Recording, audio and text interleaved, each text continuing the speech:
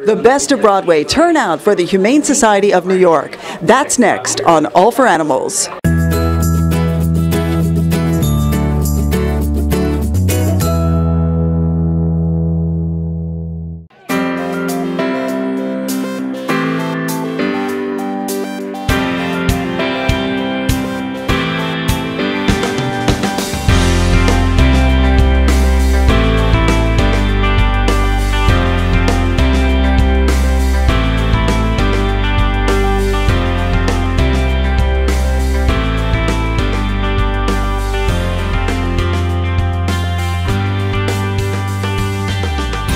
The Humane Society of New York was founded in 1904 to protect the city's working horses, and today we've evolved into being a no-kill shelter as well as a hospital. We have low-cost vet care 7 days a week for anyone. There's no sliding scale.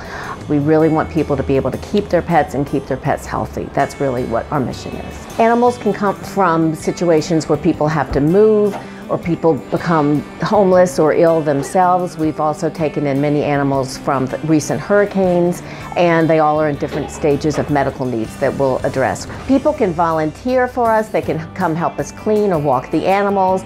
We always accept donations of towels and sheets and paper, detergent, anything like that. We've had young people do fundraisers like lemonade stands, or we've had big people do big fundraisers for us.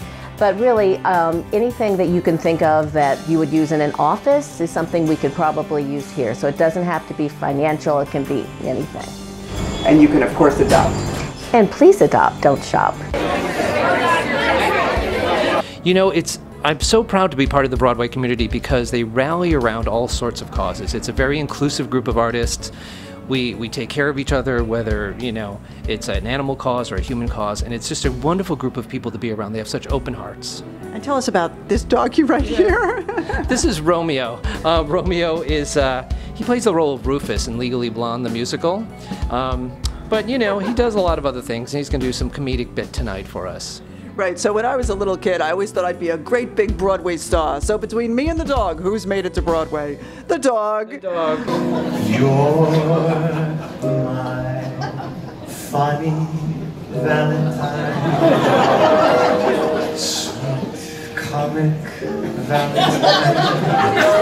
You make me smile with my heart. Your looks are laughable, unphotographable, yet you are my favorite work of art.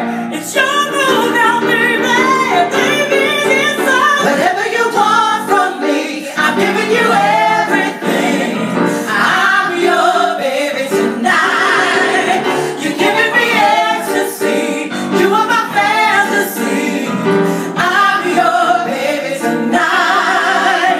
So you have a very special relationship with Bill Berloni. You like have one of his dogs, right? I do. I begged and begged, and Boo was one of the understudy bruisers in Legally Blonde. Which you were in. Which I was in with my husband, Andy Carl. And I literally hounded Bill every day for the 18 or so months of the run.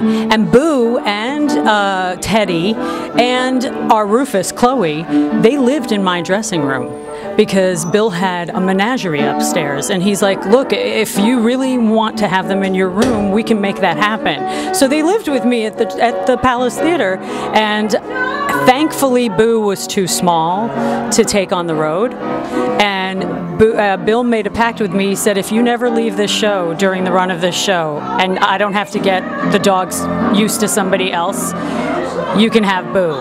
And I thought he was kidding.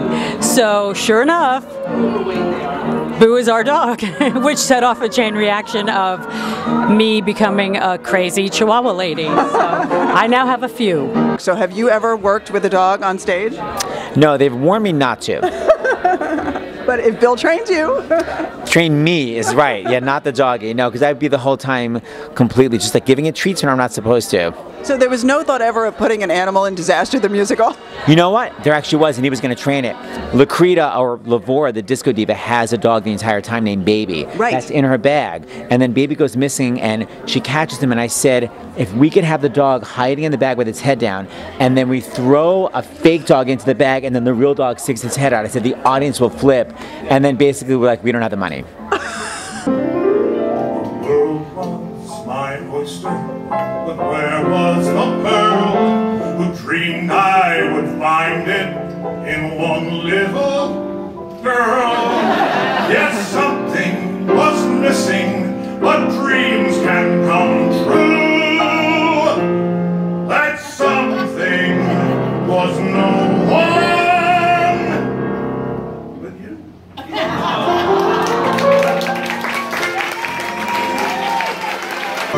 This could be my ticket to fortune and fame. If I do a good job, I'll be back next year starring as May. Or better yet, when they do Funny Girl, I'll be Fanny. But leaping lizards, I'm proud to be Annie.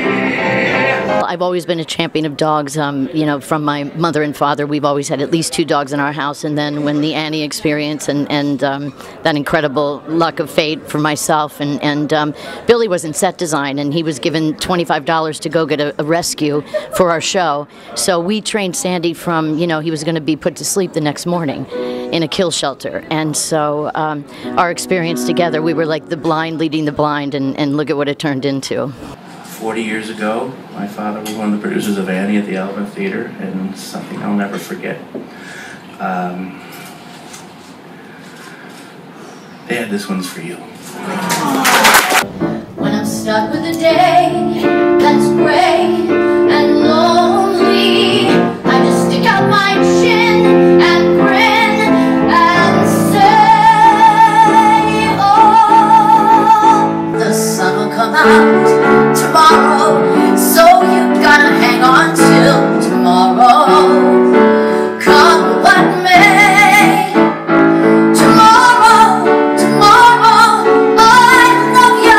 Tomorrow, you're only a day away. Everybody, when I'm stuck with a day that's gray and lonely, I just stick out my chin and grin and say,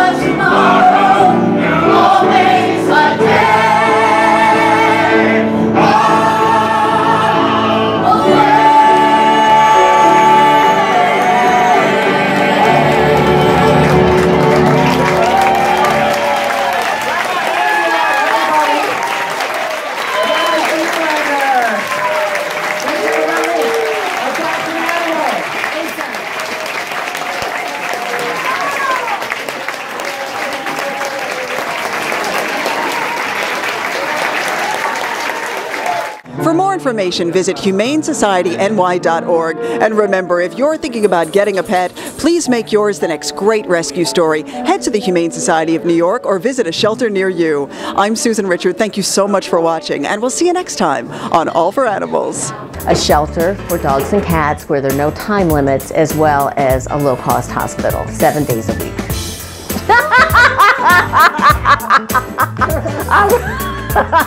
Please leave that.